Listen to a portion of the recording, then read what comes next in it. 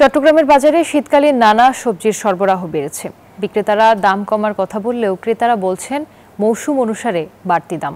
এদিকে মাছ মাংসের বাজারে সরবরাহ ঘাটতি না থাকলেও দাম চড়া।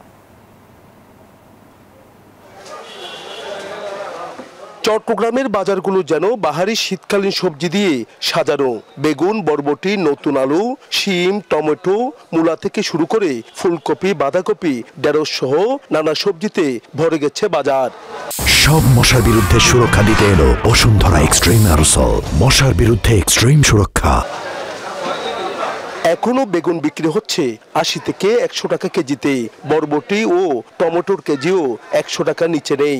তবে কিছুটা দাম কমেছে ফুলকপি, বাঁধাকপি সহ কাঁচামরিচের দাম। বাজারে নতুন আলু বিক্রি হচ্ছে 70 থেকে 80 টাকা কেজিতে।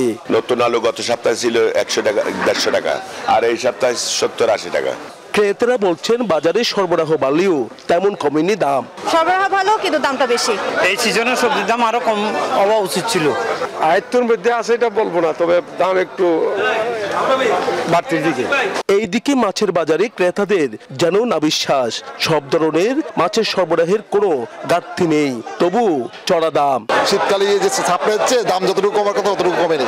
টাটকা মাছ একটু দাম বেশি, 700 টাকা লইছে। তারপর রুই মাছ বেশি 100 টাকা, বড় বেশি 700 টাকা। তবে ব্রয়লার ও সোনালী মুরগির দাম অপরিবর্তিত থাকলেও দেশি মোরগের দাম এখনো চড়া। কমেনি গরু, খাসির মাংসের দাম। নয়ন বড়ুয়া, জয়, নিউজ 24, চট্টগ্রাম।